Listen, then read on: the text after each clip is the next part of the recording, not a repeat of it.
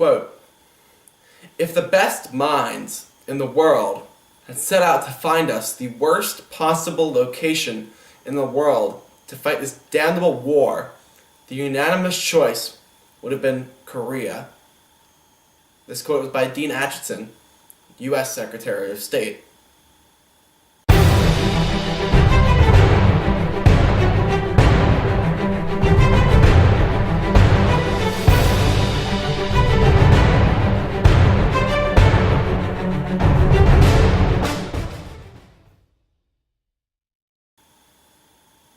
Welcome to Losing the Peace, our second video in our series. This will be about North Korea and South Korea, the Korean War, and onward. Much like the partition of Europe was dictated by what Stalin called the correlation of forces, the end of World War II partitioned Korea. In August 1945, the Soviet Union invaded Korea. To prevent the Soviets from controlling all of Korea, the United States sent troops into South Korea. The Japanese surrendered to the Russians in the north and to the Americans in the south. As part of the peace to end World War II, the United States and the Soviet Union divided Korea along the 38th parallel. The Communist Democratic People's Republic was set up in the north, and the Republic of Korea was set up in the south.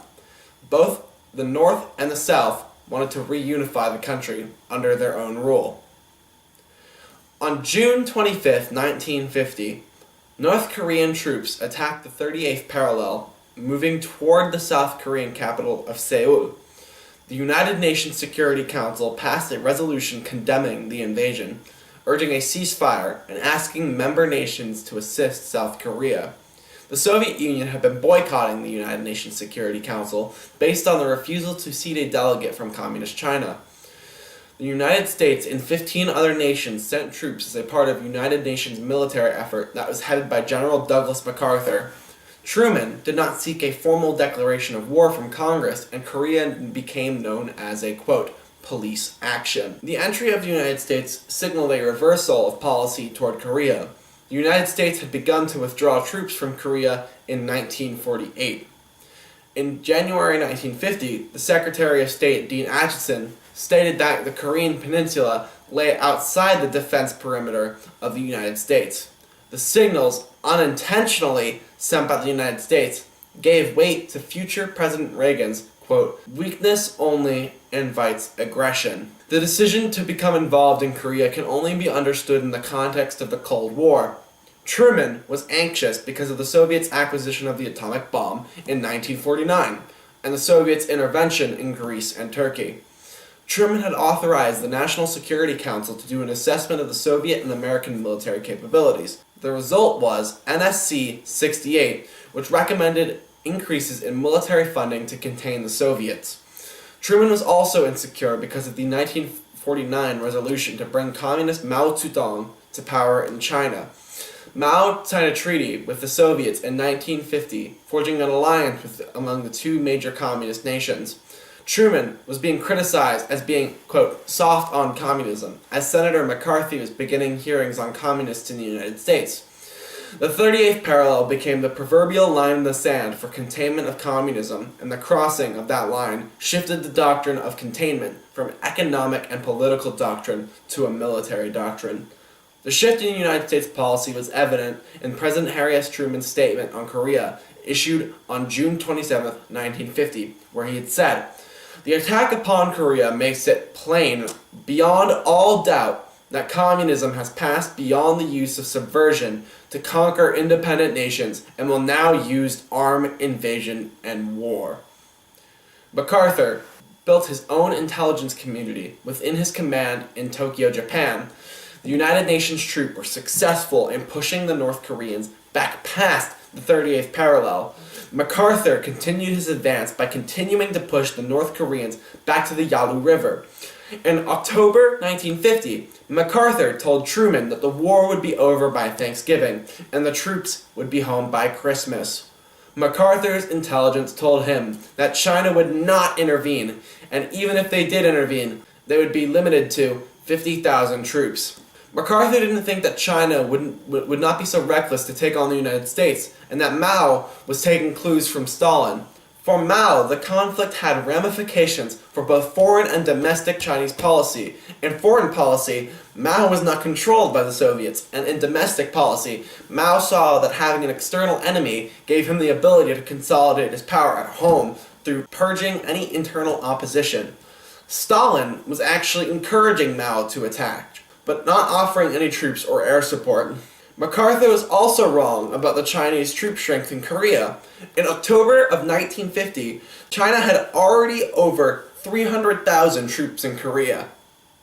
Contrary to MacArthur's intelligence assessment, the Chinese attacked the United Nations forces in Korea, pushing those forces as back as 120 miles to the 38th parallel by December 31st, 1950. Chinese forces would go as far as taking Seoul in 1951. Ultimately, on July 27, 1953, North Korea, China, and the United Nations signed an armistice, setting the 38th parallel as the border between the two Koreas. South Korea did not sign, based on its refusal to agree to the division of Korea. United States troops had exceeded 300,000 at the height of the Korean War. The troop levels were drawn to 225,000 in 1954, 75,000 in 1955, and around 50,000 by 1958. Although the main reason for the presence of troops was to deter the North Koreans from attacking the South, the troops also served to restrain South Korea from making an independent attempt to reunify the country. It's not surprising that the combatants sought security from nuclear weapons to compensate for the insecurity resulting from the armistice. In January 1958, the United States deployed 4 nuclear weapon systems with approximately 150 warheads. The initial systems included surface-to-surface missiles, nuclear landmines, and 2 nuclear artillery weapons, the 280mm gun and the 8-inch howitzer. Nuclear bombs for fighter bombers arrived in March 1958, followed by 3 surface-to-missile systems between July 1960 and September 1963. The dual-mission Nike Hercules anti-air and surface-to-surface missile arrived in January 1961, and finally, the 155mm howitzer arrived in October of 1964. By 1967, 8 weapon systems with a total of 950 warheads were deployed in South Korea. In 1970, the United States told the South Korean government that it planned to withdraw its troops. South Korea then considered the possibility of starting its own nuclear program. It created South Korea Weapons Exploration Committee and attempted to obtain its own plutonium reprocessing facility when the United States withdrew 26,000 troops. South Korea first mentioned its nuclear aspirations publicly after the fall of South Vietnam. France was going to help the South Koreans to develop its reprocessing facility. However, after being pressured by the United States, France ultimately withdrew its support. South Korea's nuclear research program ended on April 23, 1975, with South Korea's ratification of the Nuclear Non-Proliferation Treaty. In 1963, North Korea requested that the Soviet Union provide assistance in developing nuclear weapons, but was refused. However, the Soviet Union agreed to help North Korea develop a peaceful nuclear energy program, including the training of nuclear scientists. North Korea also asked China for help with developing nuclear weapons in 1964 after China tested its first nuclear weapons. China, similarly, refused. Shortly thereafter, the relationship between North Korea and China deteriorated. In the 70s and 80s, North Korea continued to develop its nuclear technology. By the mid-1980s, it had a nuclear reactor and continued to expand its nuclear processing facilities. In the September of 1991, George H.W. Bush agreed to remove all nuclear weapons from South Korea.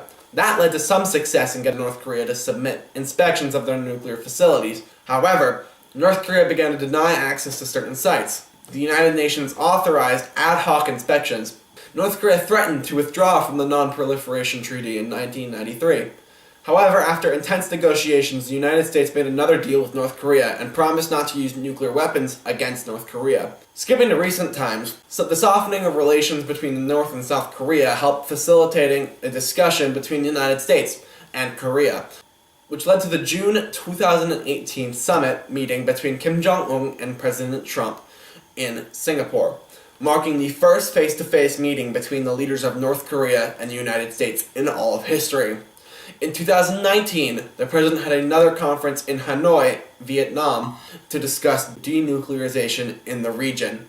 In one of the conferences, some things were said. Trump believed that Kim Jong-un was sort of sneaky, but not too sneaky. And Kim asked, "But do you trust me?" And the president did say that he must trust him if they were ever to forge a deal. Can Donald Trump and America trust Kim Jong-un? Only time will tell.